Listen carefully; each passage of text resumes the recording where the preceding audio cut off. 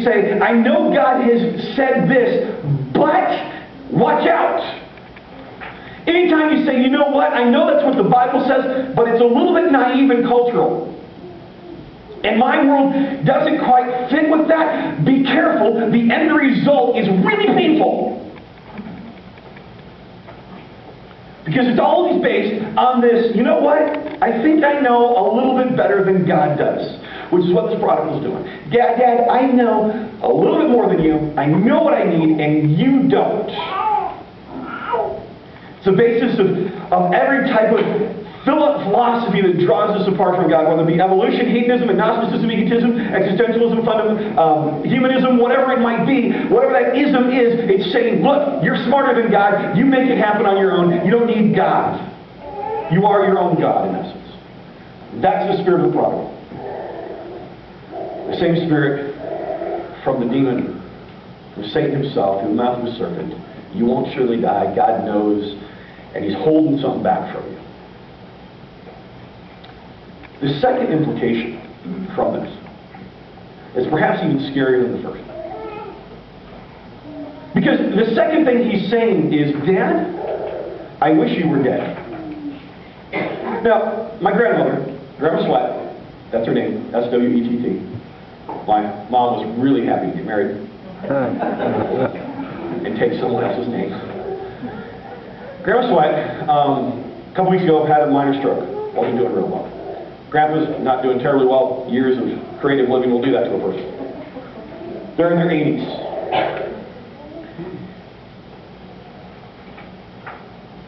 If I right now got on a plane, flew back to Michigan, landed, and drove to this little town called Barrington, Michigan, got out of my rental car, walked up the stairs, into their house, knocked on the door, went in, said, hey guys, how's it going? Love you. Oh, so good to see you. Hug, hug. Sit down, Grandma. Hey, we got to talk about something. You know what? You guys got money. None of us really know how much. We don't think it's much. We got rental properties, and there's his stuff and her stuff, and his kids and her kids, and it's a little confusing, but here's the deal. I really need some money right now, and it's inconvenient to me that you're still alive. So, since I can't kill you, because that would probably get me knocked out of the will. I mean, generally speaking. And you are so annoying that you won't drop dead. Could you just perhaps right now sell the estate and give me my part right now? That would be great if you could do that right now. I mean, that's insulting in our culture, right? I mean, someone that would have the audacity, you know what, folks, if you guys could just divide up the estate now, give me my money now, that would be great. That would be insulting, and we'd be like, wow, that person has some real problems. In a Middle Eastern mindset, this was a slap in the face. This was amazingly rude. Patriarchal society, and here's this guy going, you know what, Dad? Cough up the money. At this point, the listeners are pretty sure what's supposed to happen. The father's supposed to look at him, take his left hand, because the right hand had a little bit of respect left in it. The left hand had none. Take his left hand and slap him across the face. There's a difference between the hands. The left hand was much more insulting than the right. So slap him across the face with your left hand and tell him to get the bleep, bleep, bleep out of your bleeping house. And I never want to see your bleep, bleep, etc. Now go. This is incredible. This is an incredible affront. And the story continues. So the father, verse 12, end of verse 12. So the father agreed to divide his wealth between his sons. The tension mounts as they hear Jesus say this. Oh my word. What father in his right mind would do that? What father would take that kind of disrespect on himself and do that? But you see, God is a God of freedom of choice. It goes all the way back to the book of Genesis. God could have never given them an option, never let them disobey, never let them make a choice. But the God of relationship says you must have freedom, and he says, okay, you have a choice, serve me or not. I will respect your freedom, even though it's a slap in my face, even though it's a direct insult to me. So the father divides his estate between his sons. Oldest son gets 2/3, the younger son gets 1/3. That's the way it was divided.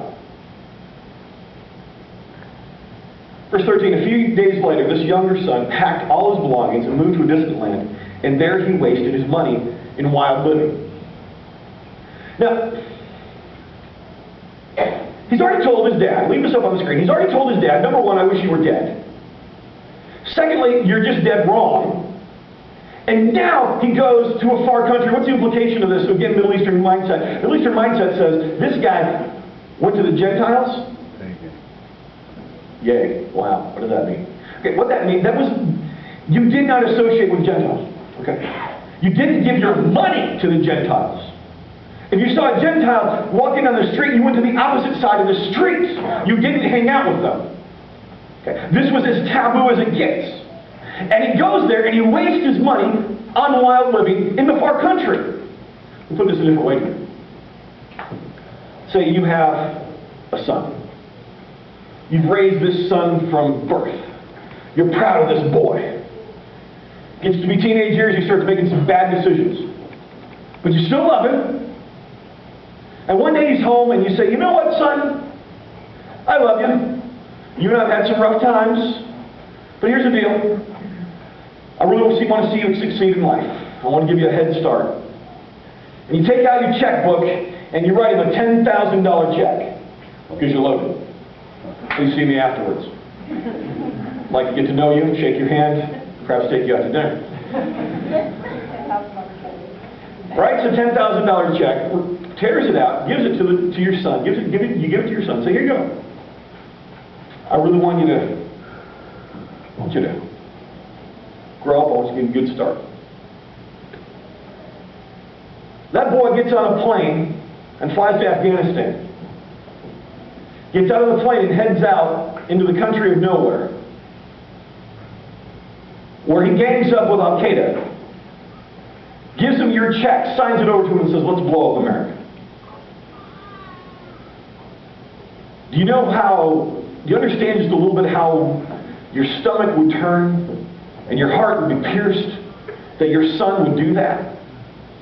That's kind of the same thing that's going on here. The money is gone and blown and given away to your sworn enemy.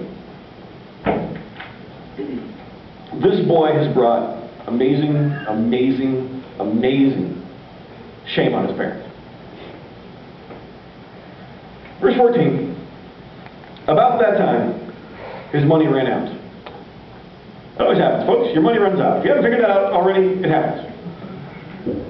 We're not just talking about money. When you're running off away from God, doing your own thing, at a certain point, it runs out and doesn't work anymore.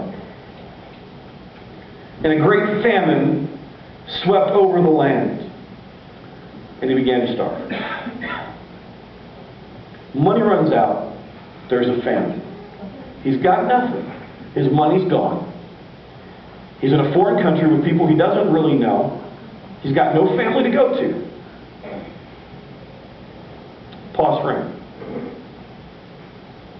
I want you to think just a second. What's going on?